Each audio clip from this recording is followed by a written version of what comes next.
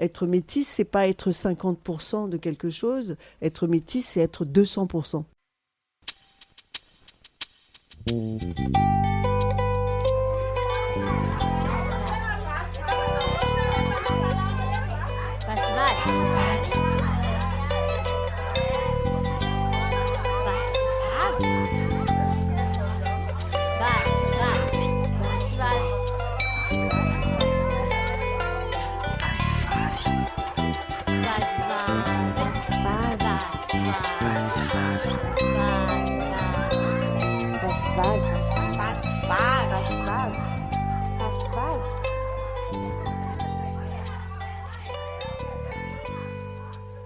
Bienvenue sur Basse-Vave. Aujourd'hui, nous sommes avec Marie-Clémence Ndjamou Tapaes. Merci d'inaugurer le podcast Basse-Vave. Je suis très honorée. Bonjour. Bonjour.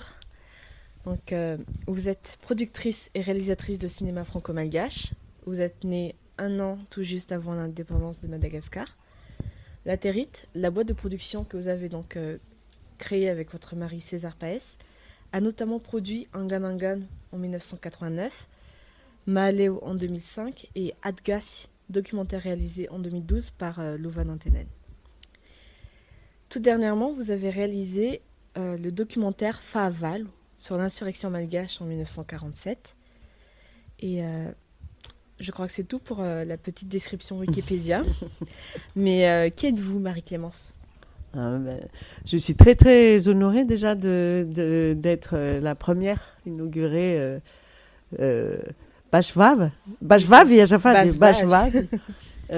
C'est un très grand honneur, j'ai un très très chouette titre.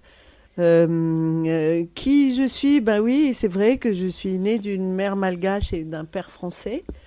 Et je suis mariée à un Brésilien.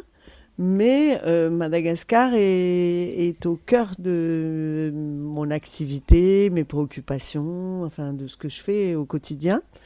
Et en fait, j'ai décidé de créer la Territe Production. On a décidé avec César de faire ça parce que j'avais le sentiment, en tout cas en 1988, qu'il y avait un vrai déficit sur l'image de Madagascar, notamment sur les écrans. Alors quand je dis les écrans, c'est surtout la télévision.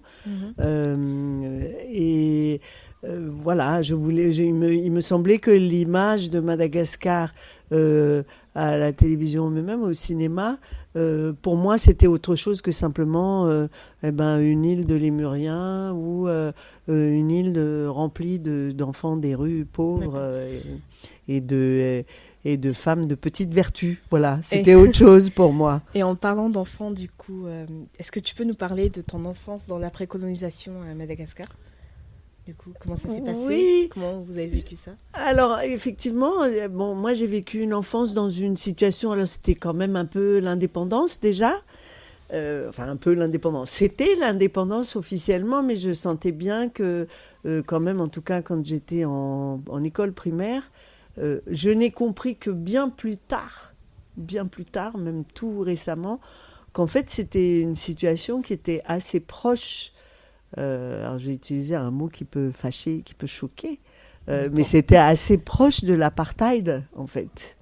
C'est-à-dire que moi, étant métisse, il avait fallu, par exemple, quand on a dû me mettre en pensionnat, parce que mes parents n'étaient plus à Tananarive, il a fallu décider si on me mettait dans le dortoir des Malgaches ou dans le dortoir des Européennes. Et ça, sur le moment, je trouvais ça parfaitement normal. À l'époque, je trouvais ça parfaitement normal. Et je pense que ma famille aussi trouvait ça normal. Et les sœurs aussi, et les responsables de l'école aussi. Et ce n'est que récemment que j'ai compris que, mais en fait, ça, c'était un signe d'apartheid, en fait. Ah, tu trouvais normal, en fait, que les Malgaches soient d'un côté, voilà, les Français d'un côté. Et toi, du coup, tu te positionnais comment, en fait ? Eh ben non, moi, j'étais tout bêtement, comme dans une situation comme ça, j'étais soulagée. C'était une chose terrible. J'étais soulagée que finalement, on me mette avec les Européennes, enfin avec les Vasas, comme on dit à Madagascar, Parce qu'effectivement, il y avait une sorte de statut supérieur d'être Vasa, puisque physiquement, par exemple, les Vasas avaient leur dortoir au premier étage. C'était un truc idiot. Ouais, je sais. C'est comme le bureau de la direction est au dernier étage d'un immeuble. Hein. Mais bon, voilà. Donc j'ai vécu ça dans mon enfance. Le recul et les voyages et les lectures m'ont fait comprendre que mais en fait c'était une situation pas très différente du test. Par exemple, je sais qu'en Afrique du Sud, il y avait ce fameux test dans les années 80 même, oui, 80, 90, où on devait mettre un crayon dans les cheveux d'un métis. Si le crayon restait, c'est qu'il était noir. Si le crayon tombait, c'est qu'il était blanc. Nous, on pourrait faire la même chose. Hein. Ouais. Mais ça, par exemple, on n'en parle pas beaucoup à Madagascar de cette ségrégation, en fait.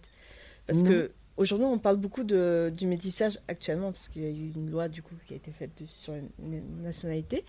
Mais je ne savais pas que c'était à ce point, qu'il y avait une vraie ségrégation entre les Blancs et les Malgaches. Alors moi, c'est de l'abus. Hein. Je pense que c'est de l'abus. Je pense que ça peut choquer des gens que je dise ça, parce que c'est quelque chose qu'on n'entend pas.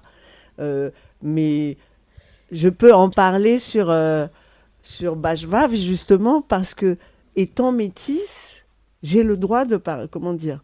Je suis plus légitime de parler de ça que si j'étais entièrement Vasa ou entièrement malgache. C'est-à-dire que j'ai toujours senti à Madagascar, dans mon enfance, que alors soit mais toi t'es pas tout à fait malgache, soit ça, soit oui mais toi t'es pas complètement française non plus. Donc j'ai toujours vécu ça. Et moi, j'ai eu la chance, étant mariée à un Brésilien, j'ai eu la chance de découvrir que, mais en fait, le métissage, c'est pas un handicap, c'est un avantage. Oui. C'est grâce à ma vie, c'est parce que j'ai vécu au Brésil un certain temps, qui est un pays dit métissé, etc., que le métissage, pour moi, tout d'un coup, ça, j'aime souvent dire, être métisse, c'est pas être 50% de quelque chose, être métisse, c'est être 200%. Oui, c'est ça. C'est être 100 plus 100. Voilà. Tu es française, tu es 200%. C'est bien ça. Du coup, après avoir grandi à Madagascar, tu es donc venue en France. Oui. Tu as étudié ici, du coup ? Oui, alors j'ai beaucoup voyagé avec mes parents. Voilà, j'ai eu la chance de beaucoup voyager avant d'étudier ici en France. Oui, j'ai fait des études de sociologie et de communication après. Ouais. Et c'est vrai qu'après avoir terminé mes études, j'ai décidé directement plutôt que de faire une carrière. Et après, après mon stage de fin d'études au CELSA, je me suis dit, bon, allez, je me lance et je crée directement ma société, qui existe toujours d'ailleurs. L'atelier de production existe toujours, et ça, c'est depuis tout ce temps. Et justement, on va venir sur ton parcours de femme réalisatrice. Oui. Alors, du coup, d'où t'es venue l'idée de faire des films sur Madagascar ? Oui, des films sur Madagascar, c'était vraiment ça. En fait, ça venait d'un désir de voir à l'écran des choses que je ne voyais pas. C'est là, l'idée est venue de ça. Je ne vois pas à l'image ce que moi je ressens vis-à-vis de Madagascar. C'est-à-dire que, ou César ressent vis-à-vis du Brésil aussi d'ailleurs. L'idée de faire des films, c'était, allons, puisque notre pays n'est pas qu'un simple fournisseur d'enfants des rues, notre pays n'est pas que un fournisseur de matières premières ou de main-d'œuvre à bon marché, mais qu'il y a aussi des richesses à Madagascar que devrait nous envier le reste du monde. Et ça, vous l'avez bien montré dans Adgas. Oui. J'ai vraiment adoré. Donc j'espère que vous avez tous vu ce film, parce qu'il faut absolument le voir. C'est une leçon de vie. C'est vraiment une leçon de vie. Adgas, c'est vraiment pour moi l'essence même de Madagascar, en fait. Mais dans Mahale aussi, on a ça. C'est-à-dire que tout d'un coup, on se rend compte que ces gars-là qui avaient 18 ans en 1972, ils ont écrit ce qu'on appelle des standards, c'est-à-dire c'est des choses qui font partie de la vie des gens jusqu'à aujourd'hui. C'est-à-dire 40 ans plus tard, il y a parfois des œuvres d'art. Une chanson, c'est une œuvre d'art aussi. Hein, qui marque les gens, dans leur vie. Donc là, Adga, c'est un film, mais ça peut être une chanson, ça peut être un tableau, ça peut être... donc c'est vrai que la culture est une richesse dont il faut être fier et qu'il faut apprendre à partager. Donc moi, dans les films, c'était ça le désir, c'était de partager une vision du monde, en fait.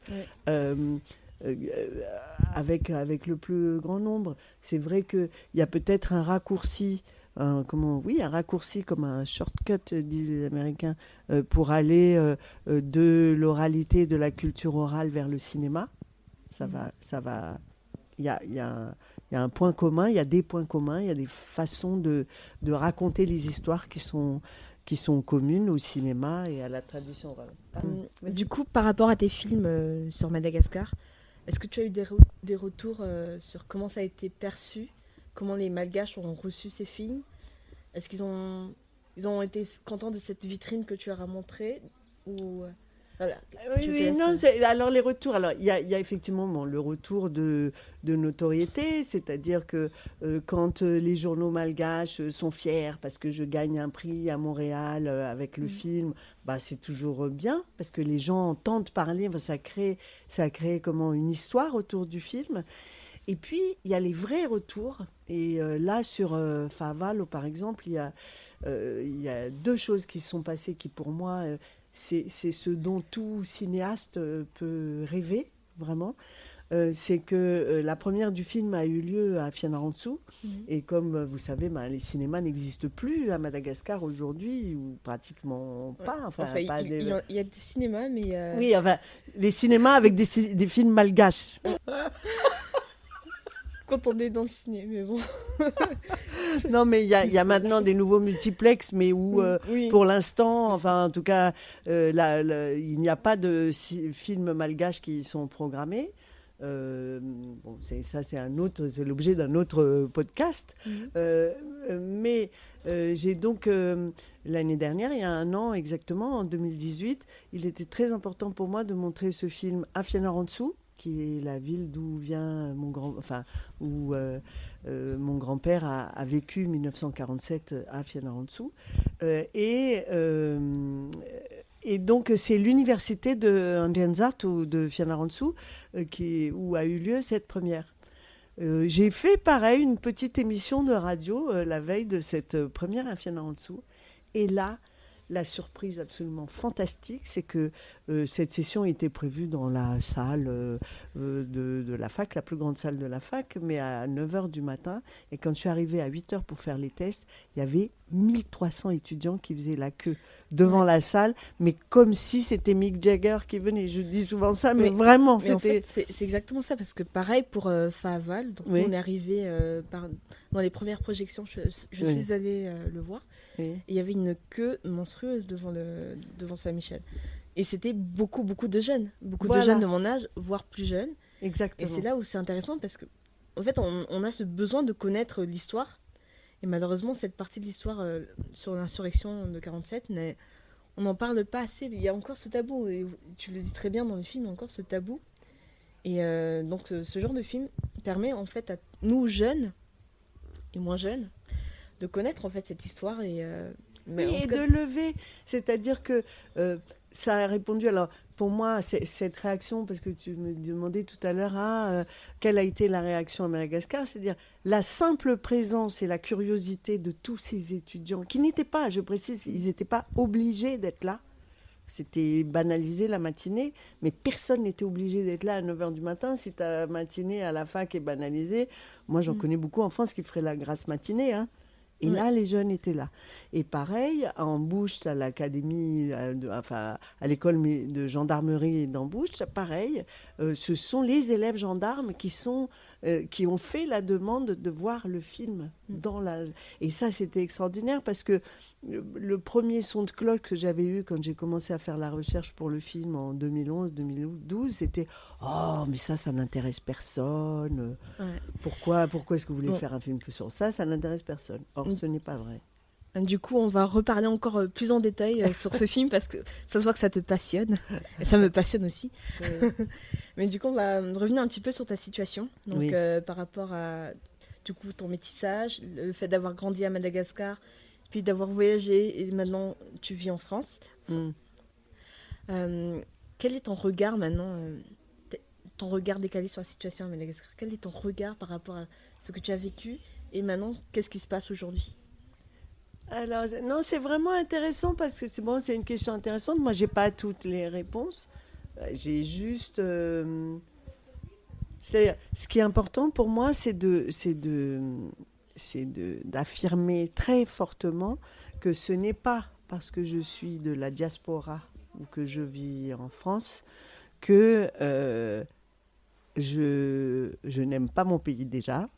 Oui, c'est vrai qu'il y a Ça, c'est vraiment... une chose très importante et Pardon. que mon apport pour le pays, c'est-à-dire on n'a pas besoin d'être là dans le tanbad ou dans la boue jusqu'au cou pour être utile à son pays. Exactement. C'est-à-dire qu'on peut très bien, ne serait-ce que la distance déjà, le fait d'être loin, de voyager, de voir d'autres situations, dire là aujourd'hui, ça m'intéresse, et je dois m'intéresser à ce qui se passe en Bolivie, par exemple. Alors vous me direz, oh là là, mais ça n'a rien à voir, la Bolivie, c'est pas des Africains.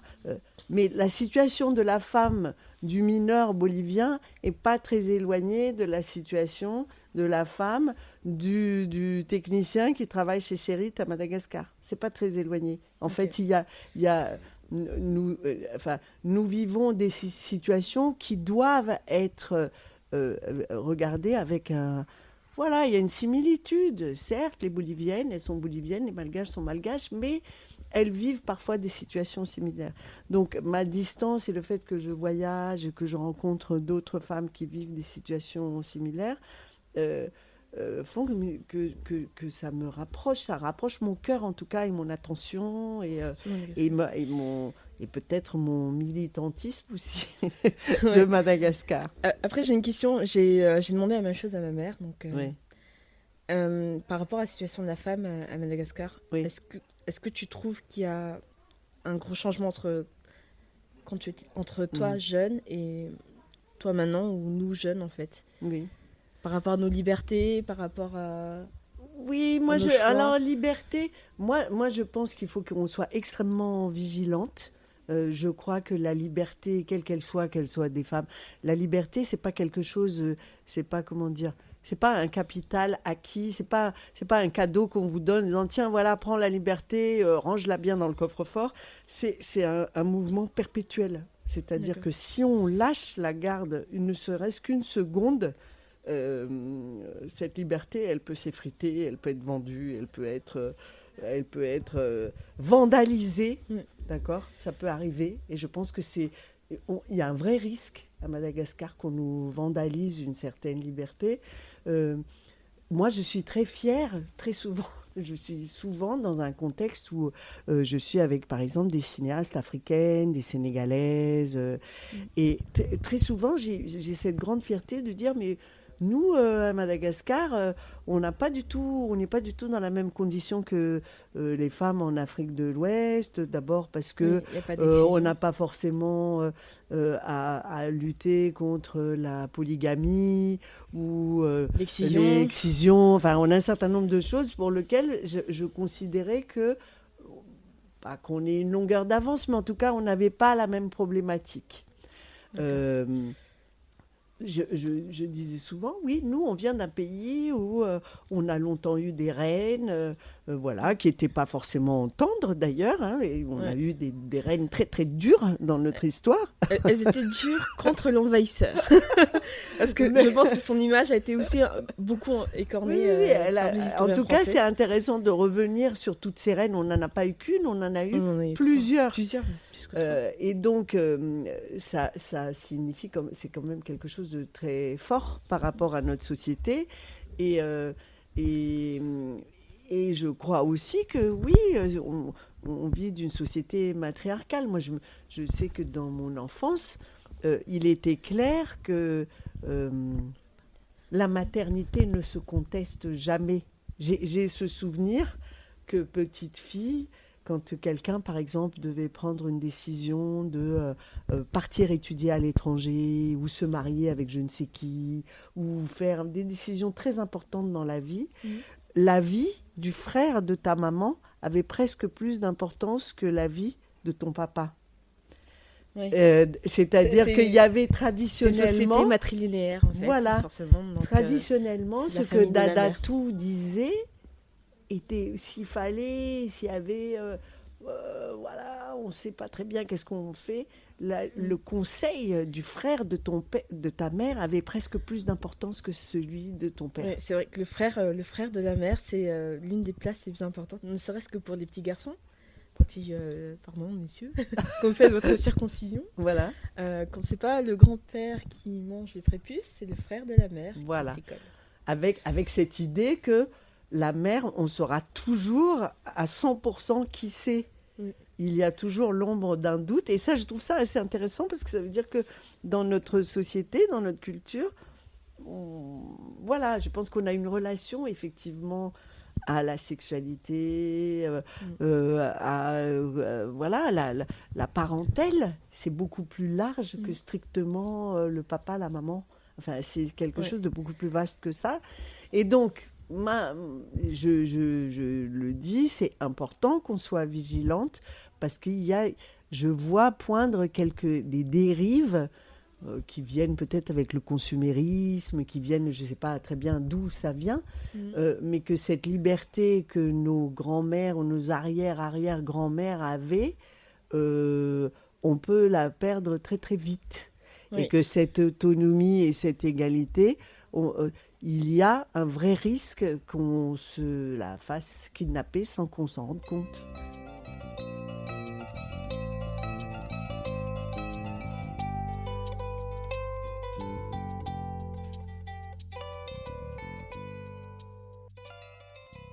On va rester dans le sujet de la femme, Oui. donc ce qui est le sujet principal du podcast Basse Valley, pour parler en fait de notre rencontre. Donc nous nous sommes rencontrés lors d'une projection du film Faval, et c'était le 8 mars dernier. Donc c'était une date symbolique à laquelle j'étais invitée pour la première fois sur une discussion sur le thème des femmes dans l'insurrection. Donc merci pour cette invitation, j'étais très émue et très honorée. Et lors de cette discussion, nous avons notamment parlé de l'importation du modèle patriarcal par la colonisation dans une société malgache qui a été traditionnellement matriarcale, et je vais le répéter pour que les gens s'en souviennent, une société malgache traditionnellement matriarcale.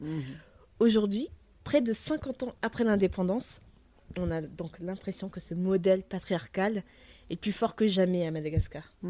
Et comment l'expliquer ? Qu'est-ce qui s'est passé ?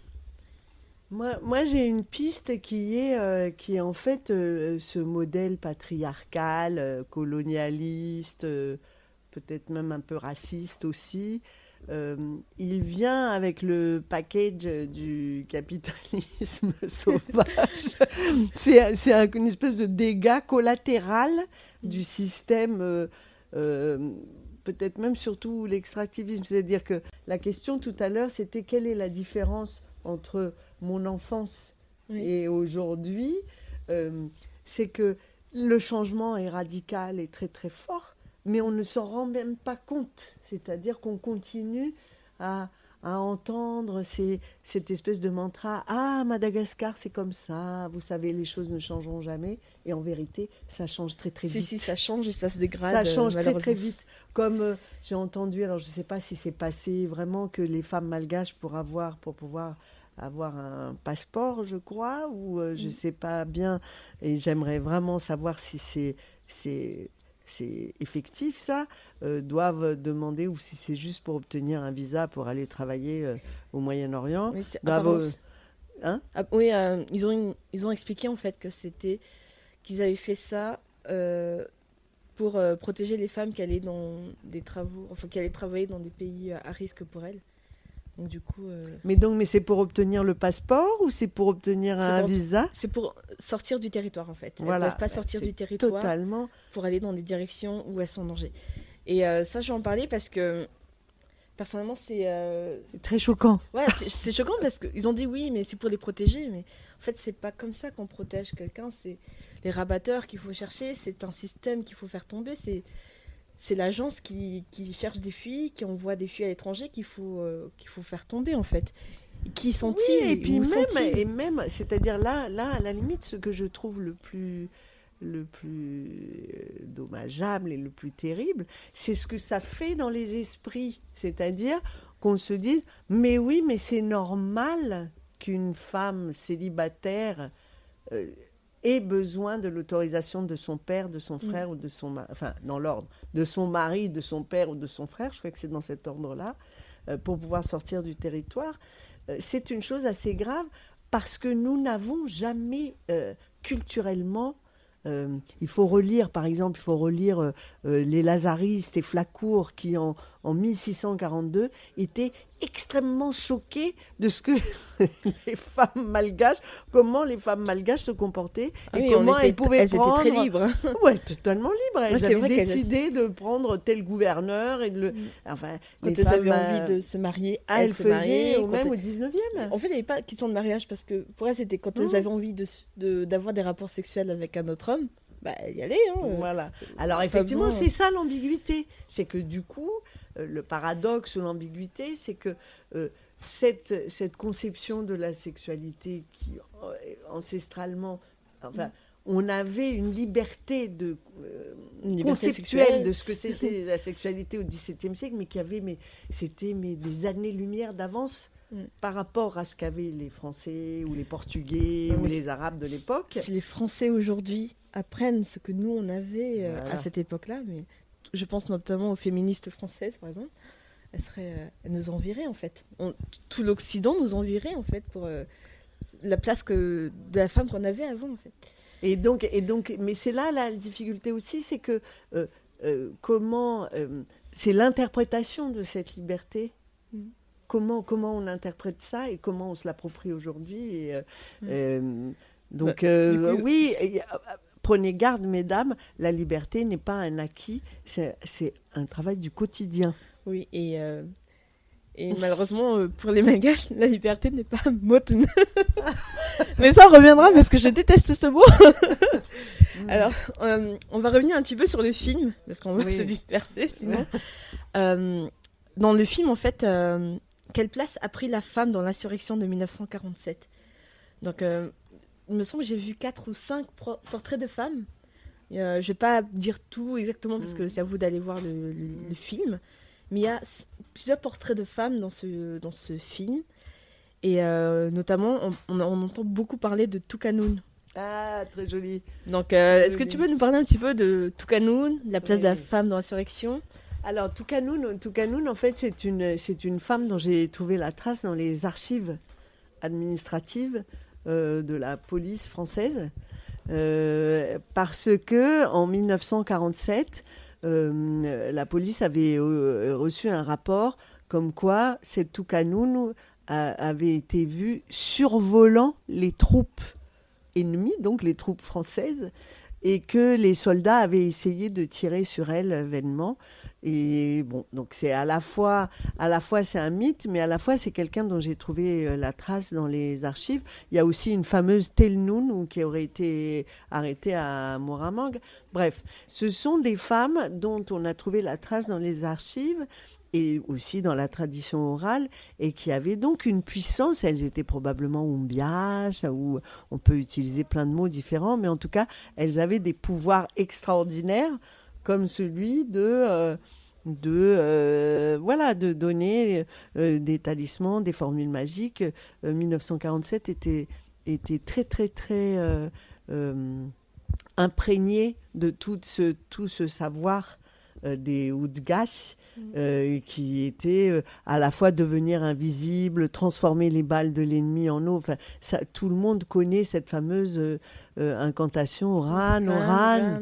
Voilà, et que si on dit ça et si on respecte tout bien, eh bien, même si on vous tire dessus, et même si vous êtes touché, vous sentirez que la balle ne fait que vous effleurer comme de l'eau, ou carrément ça les transforme en eau. Donc, Souvent, c'était des femmes, les zombiages, mais pas forcément. Et c'est là qui est bien. Donc, je vais un petit peu spoiler le film.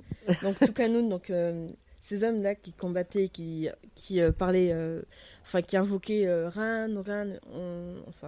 qui invoquaient Ran pour se protéger. Et en fait, c'est là où on voit où ils se sentaient en fait forts. Ils étaient vraiment démunis. Ils avaient quoi, des coupes-coupes. Ils avaient pas d'armes, pas de protection. Des saguets, quand même. Des saguets face à l'ennemi, face aux colons qui avaient des armes, des balles, des avions même. Et que grâce à cette force, grâce à Tukanoun aussi qui était de leur côté, et grâce à la force des Wumbias, ils ont eu cette force d'affronter en fait c'est David et Goliath en fait. Oui, totalement. C'est David et Goliath. Oui, c'est une force spirituelle très très grande. Parce que c'est ça aussi qui était intéressant dans ces portraits de femmes. C'est que la force, c'est pas que le muscle. La force, ça peut être une force intérieure, une détermination, une force juste de résister, par exemple. Moi, ça m'intéressait beaucoup plus, et c'est peut-être ça. Souvent, je dis que Faval, c'est un film de filles. C'est parce que je suis sur Bashvav et que je dis ça. Mais pour moi, Faval, c'est un film féministe. C'est un film de filles parce que ce qui m'intéressait dans le film, ça a mis beaucoup de temps pour le faire, c'était précisément des récits de résistance. Pour moi, je voulais transmettre des histoires de résistance. Et c'est vrai que dans ces récits de résistance, très souvent, c'était les femmes qui étaient au cœur. Donc, que ce soit les femmes qui avaient le courage d'aller dans les prisons apporter à manger aux prisonniers. Tous les jours. Il fallait avoir ce courage de rentrer dans des prisons gardées par des gardes étrangers, quand même. Il y avait aussi ce portrait de femme qui voulait pas se battre parce que, en fait, elle voulait pas se battre, elle voulait pas être au premier rang parce qu'elle voulait protéger son enfant. Oui. Donc, il y a aussi ce portrait de femme mère, en fait, qui est très important pour nous malgaches, qui du coup a emmené son enfant se cacher dans la forêt, se nourrir de racines pour le bien de son enfant. Et on voit vraiment, c'est toutes les facettes en fait de la femme malgache. Il y a la femme mère, la femme épouse, du coup qui va aider son mari, qui va organiser ses réunions secrètes pour s'organiser, contre les colons, qui va aller nourrir son mari en prison, son frère en prison. Mais par exemple, et la femme guerrière, parce que Tukanoun, on a parlé tout à l'heure de Tukanoun, c'est symboliquement aussi, c'est la femme amazone, puisqu'elle n'a qu'un seul sein, donc qui est la guerrière, qui pour des raisons pratiques n'a que... Alors, on ne sait pas pourquoi, Tukanoun, c'est en fait... il faudrait un chapitre sur ça, mais dans ces femmes de 1947... c'est pas rentré dans le film parce que j'avais pas de témoignage sur ça, mais je sais qu'il y a une dame, par exemple, une grand-mère en fait, qui avait été arrêtée à Muramanga parce que elle-même avait donné la vie. En fait, elle avait élevé 5 chefs de l'insurrection. C'est-à-dire que c'est les 5 fils de cette femme qui avait déjà 70 ans, 70 ans à l'époque. Elle était connue des autorités françaises d'avoir donné d'être la maman de 5 chefs. C'est-à-dire et du coup, on attaque la maman. La maman, elle s'était fait arrêter. Où sont tes fils? Parce que tous les fils étaient dans le maquis. Et donc la résistance, c'est ça aussi. C'est l'éducation que tu peux donner à ton enfant pour qu'il ne soit pas juste un mouton. Enfin, comment dire, qu'il ne soit pas juste le fait que ces femmes-là aient semé des graines de résistance dans tous ces enfants, c'était important aussi. Et c'est vrai qu'il y a des la résistance, elle peut prendre des formes très différentes. Là, ce qu'on est en train de faire, c'est peut-être un peu de la résistance aussi. J'espère. Non, mais en tout cas, moi, quand j'ai entendu parler donc, de Tukanoun, j'étais contente. Je la voyais, je l'imaginais nue. Bah oui, nue, forcément. Les sorcières sont nues, c'est connu. Nue, huilée, magnifique, des très beaux cheveux, un peu afro, un peu ondulés. Et qui faisait, mais du coup, elle faisait peur. Tout le monde, c'est un peu notre Wonder Woman, en fait. C'est Wonder Woman, absolument. En fait, elle faisait peur à l'étranger, alors que en face, ils avaient des avions, ils avaient ils avaient des téléphones des télécommunications pour se parler entre eux, pour s'organiser. Ils avaient tout en fait. Et derrière, il y avait cette Amazone en fait qui était là, qui galvanise tout le monde et qui a dirigé en fait toute cette insurrection, qui a montré en fait que les Malgaches n'allaient pas ployer le genou aussi facilement. Donc c'est vraiment une héroïne qui mérite d'être beaucoup plus connue qu'elle ne l'est en fait. Et alors il y avait donc ça. Alors est-ce qu'on va l'appeler collègue? Je me souviens d'une archive aussi qui raconte que donc l'arrestation de Telnoun à Muramang, il y avait ce pauvre militaire. Là, c'était pas un policier, c'était un militaire qui, dans son rapport, disait oui. Alors elle a été arrêtée. Et elle était poitrine nue. Elle avait 2 seins à droite, un sein à gauche. Alors déjà, je trouve ça extraordinaire. Oui. Et il avait écrit elle était très belle. Je n'oublierai jamais ça. Elle était très belle. Et il a... Très laide, pardon. Elle était très laide. Et il ouvre une parenthèse avec un point d'interrogation juste à côté du mot laide. Et en fait, ça m'a... Pour demander, mais... était-elle vraiment laide? Alors, ça m'a plongée dans des abîmes de réflexion, parce qu'en fait, pourquoi ce pauvre militaire a mis l'accent sur la laideur de cette Telnoun? C'est parce qu'en vérité, peut-être lui, il l'a trouvée extrêmement belle, mais qu'en tant que militaire français, il ne pouvait pas se permettre de dire qu'une indigène puisse être belle. Ouais.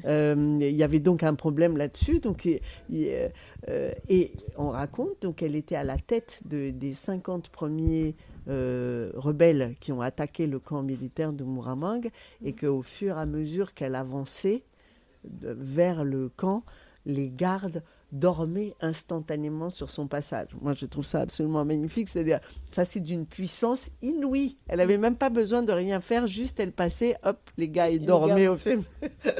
Donc, il y a tout un savoir qu'on a probablement un peu oublié. Et qu'il est important aujourd'hui de restituer. S'il y a d'autres Telnoun, faites-vous connaître. Faites un signe et venez nous sauver.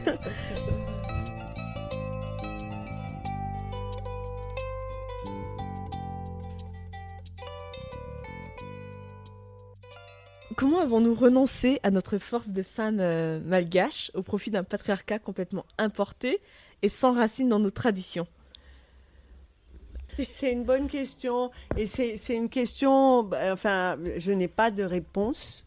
Moi aussi, je m'interroge très profondément sur comment... comment dire? Pourquoi sommes-nous si conformistes? Êtes-vous d'accord avec ça? C'est-à-dire qu'à la fois, nous sommes une île, donc nous avons une culture insulaire. C'est-à-dire, c'est pas pour rien que je compare le Japon. Il y a d'ailleurs un livre qui a été écrit, je crois, par Adzemi à la fin du 19e, qui s'appelle Japan et Japanis, et qui comparait les Malgaches au Japon dans beaucoup de choses. C'est-à-dire, notre insularité fait que nous préservons naturellement plus fortement notre culture, parce que nous sommes une île très éloignée. En plus, à Madagascar, nous avons la chance, vraiment, c'est une chance immense, d'avoir une seule langue, même si nous avons des parlers régionaux différents. Ouais. Quand même, si vous allez à Tuléar ou à Diego et que vous parlez malgache, vous arriverez toujours à vous débrouiller pour boire, manger, dormir, parler avec les gens. Et donc, c'est une grande chance, ça. Et pourtant, effectivement, nos valeurs peuvent être mises à mal très, très vite et très rapidement par cette espèce de conformisme qui veut qu'on veut rentrer dans...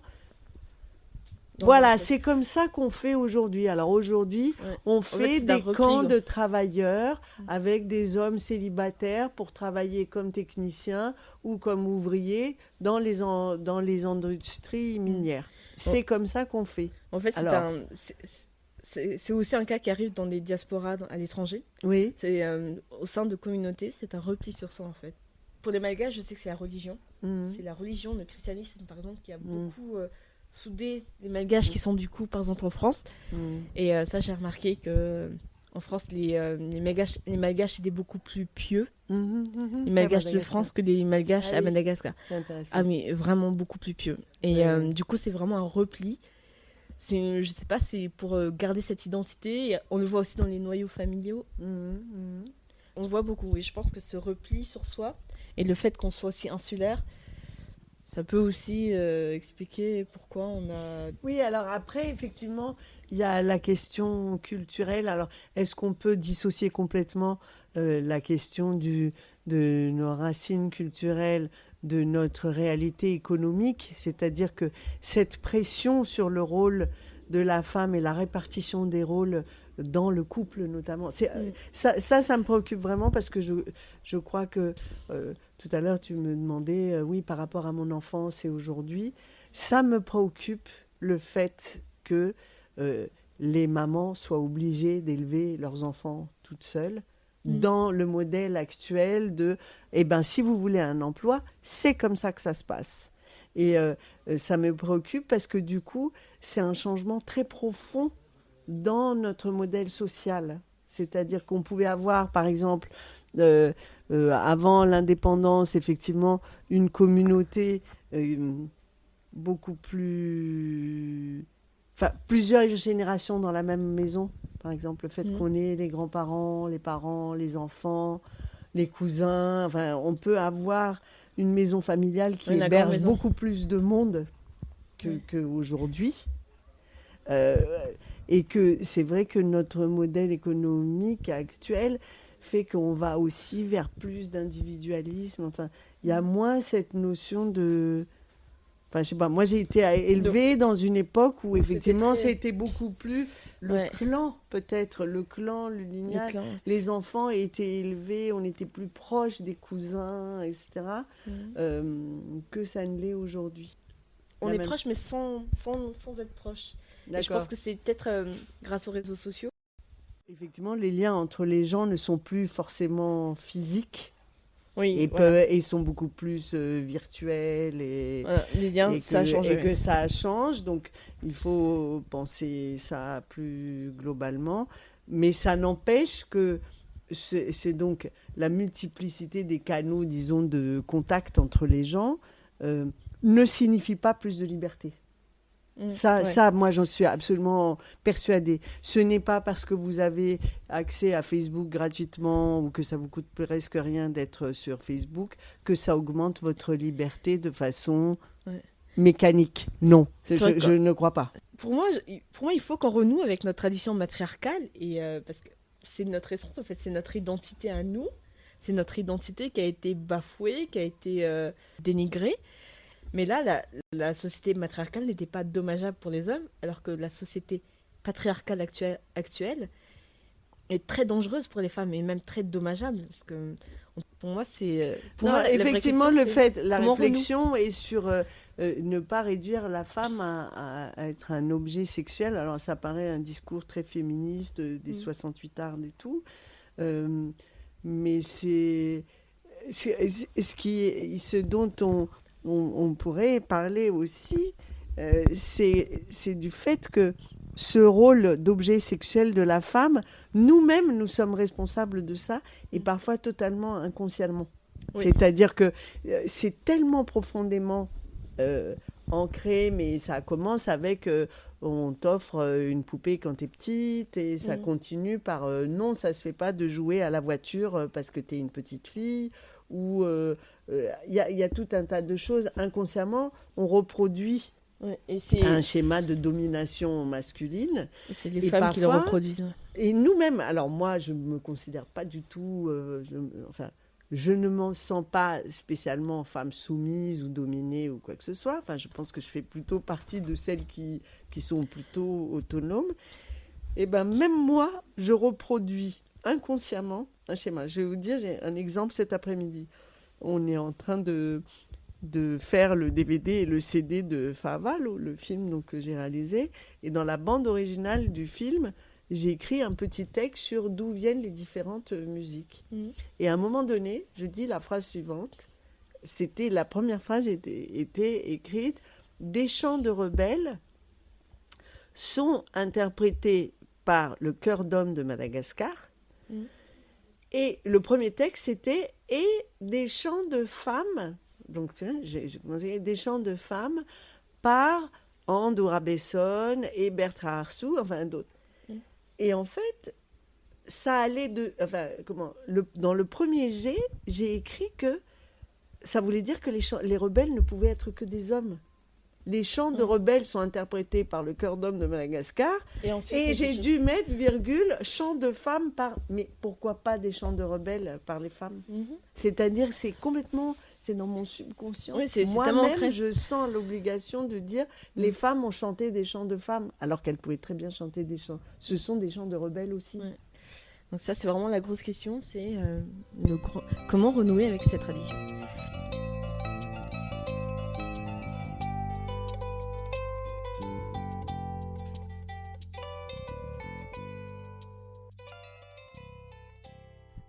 Est-ce que tu as un petit mot pour la fin Qu'est-ce que je vais dire? Non, moi je souhaite très très sur longue Basvav. vie à Basvav. J'adore le nom. On dit le nom ou le titre? Je sais pas, c'est quoi un podcast? Est-ce que c'est un nom Le nom ou du un titre? podcast, c'est Le nom du podcast. Le Je podcast. trouve que c'est une très très belle trouvaille. Merci Marie. Et je souhaite longue vie et surtout une audience de dingue. À ce Oui, podcast. abonnez-vous.